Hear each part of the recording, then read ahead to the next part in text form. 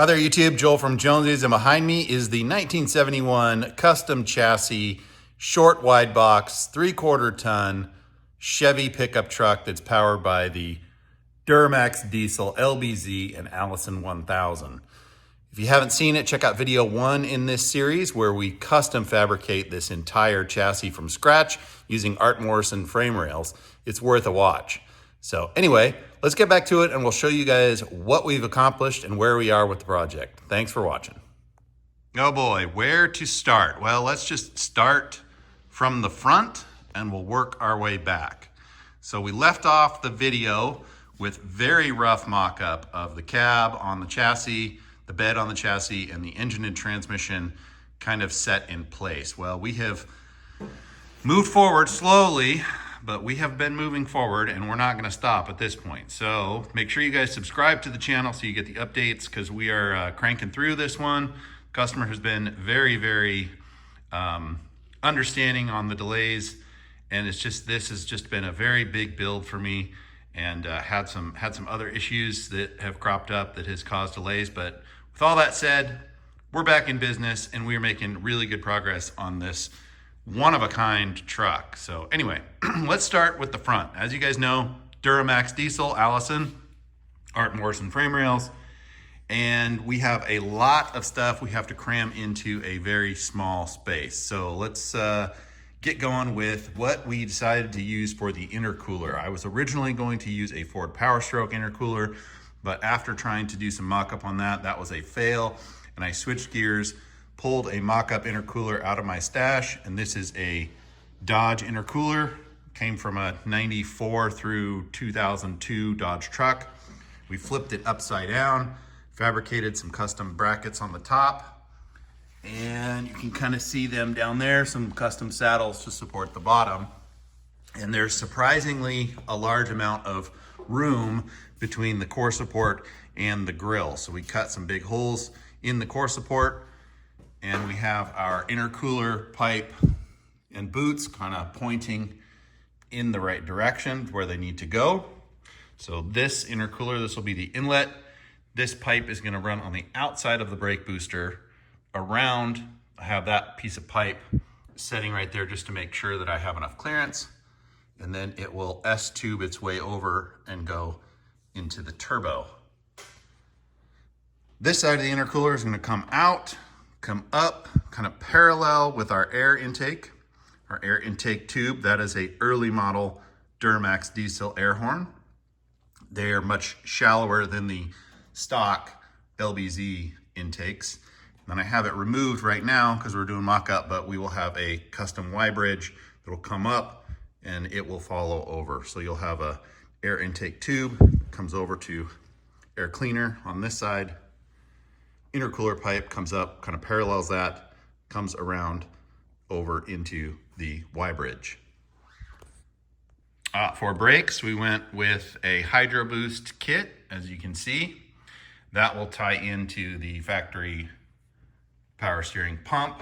Power steering pump will come up, will lines, and we will put a big power steering cooler up here, right next to a big transmission cooler.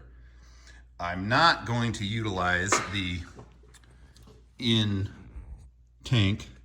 in-radiator power, or I'm not going to utilize the in-radiator transmission cooler just because of the physical size of the Allison.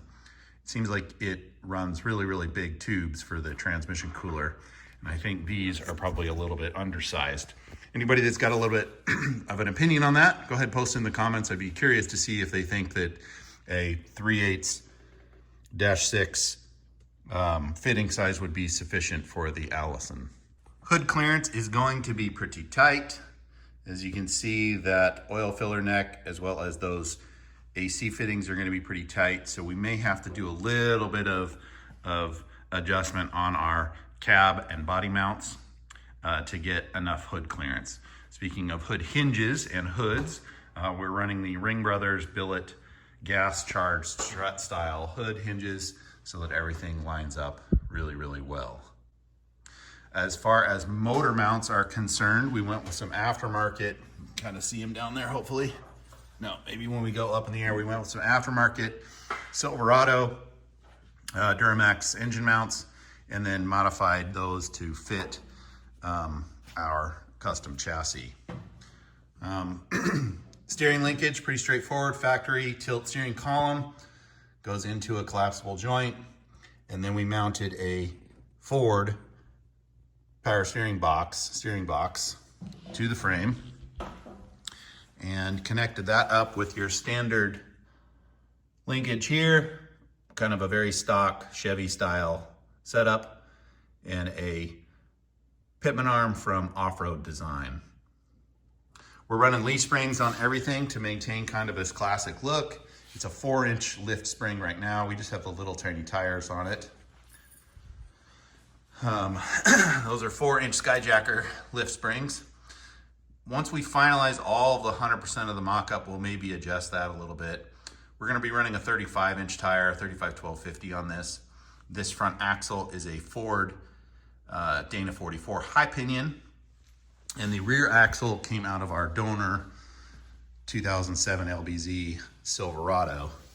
So that thing is just a beast. And we have 4-wheel disc brakes. Rear springs are stock Chevy half-ton springs, and we reconfigured to a shackle flip kit in the rear to get the height to level out. Stance is pretty good. Obviously, it's hard to tell because we have a 33-inch tire in the back right now, and we have like a 29 or 30-inch tire in the front. So it's not sitting exactly where it will be when it's done, but it's getting pretty close. We still need to figure out shock mounts for the front. For those, we're gonna be using some kind of a modified Ford style shock tower, because then that will match perfectly with the factory mounts on the Ford Dana 44 high pinion. Rear shocks are just gonna be welded on brackets, no issues there. Fuel tank, let's go to the back. Fuel tank, customer wanted this LS fabrication fuel filler door behind the taillight. I'm kind of so-so on that. I don't know how well it's gonna work, just because there's not a huge amount of drop from here into the tank. There's a big span of area that we have to cross over to get it to go into the tank. And other builds that I've done that have used this, it's painfully slow to fill. So to remedy that, or to give us kind of an option if it is terrible, what I'm gonna do is I'm gonna build like a secret door right here that will be hinged, that you can flop up. You have to really look hard to be able to see it. I mean, obviously you'll be able to see the cutout, but I'm gonna try and hide an auxiliary filler door here in the bed and then tee off of the filler neck tube, so that if this fill over here from the taillight isn't sufficient, we have options where you can fill directly from the bed. So that's gonna be my plan for that. Bed is gonna be totally stock, nothing else there to talk about. Fuel tank is a Blazer tank. So may or may not put a lift pump in the tank, probably not. I might run some kind of a lift pump on the outside. I just don't want it to be really, really noisy. And a lot of the lift pumps are really, really noisy. And we're not going for humongous horsepower on this rig.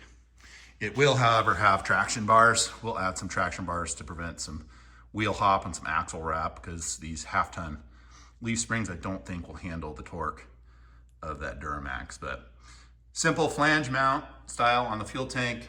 Then we fabricated some captive nut plates that go into the frame rail to mount that fuel tank. All right, let's go up in the air and I'll show you guys what we got going on with the transmission transfer case. Here we are under the truck. We've got the rear brake line mocked up. We're using all stainless brake lines, and then it'll go over to a braided hose that drops down to the rear axle.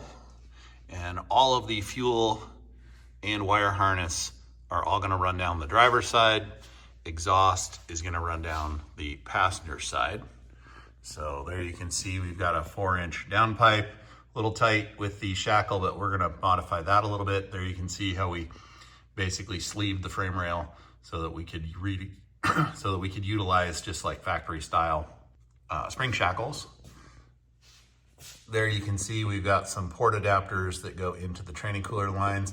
I believe those are -10s. We'll probably try and continue to run either 8s or 10s. 10's kind of an oddball size, so that might be crossed over to an 8 or 1/2 inch training cooler line.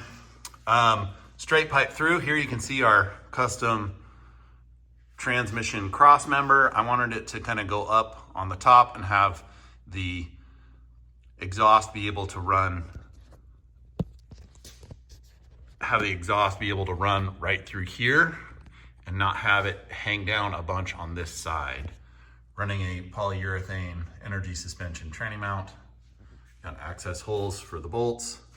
And then over here, things start to get really tight. Like you can see, I modified that cross member so that the factory shift cable could potentially work, although I don't know if that's gonna actually be a viable option for us, but we're still in the process of figuring that out.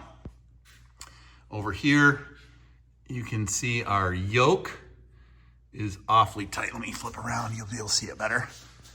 The yoke is really tight, and the largest front CV yoke you can run is a 1310, and it gets to be really close to this actuator.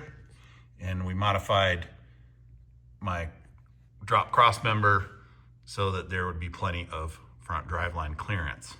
Driveline is going to be tucked up pretty high because it's the high pinion. Got great clearance around the oil filter, no issues there. And you can see our brake line tab welded right there for the rear. We'll just take a hose, a braided hose from there up to the hydro boost unit. Up there you can see a pretty good shot of what I did for our engine mounts. Again, just took a set of the double bolt Silverado Duramax mounts, CNC plasma out some bracketry, welded those in, got those tacked in there, no sweat. Got really good clearance around the front axle for suspension movement. So that's all gonna be nice. And here, kind of a better shot. This is a LBZ fan, actually gonna be going with or at least try to mock up and test fit a van, a Duramax van fan, because they are a little bit smaller in diameter. I think they are 21 inches in diameter, and this one is 23, and that gets us a little bit more clearance around our power steering pump.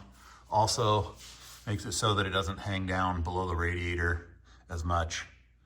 Radiator, I don't know if I mentioned it before, that's just the biggest factory style radiator for this truck that we could get.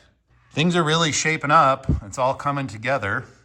Still have quite a bit of fabrication we need to kind of address, but we're chipping away at it. And like I said earlier in the video, we're not gonna stop at this point. So make sure you guys subscribe to the channel so you get updates on the progress, and more videos will be coming on this build shortly. Thanks for watching. See you on the next one.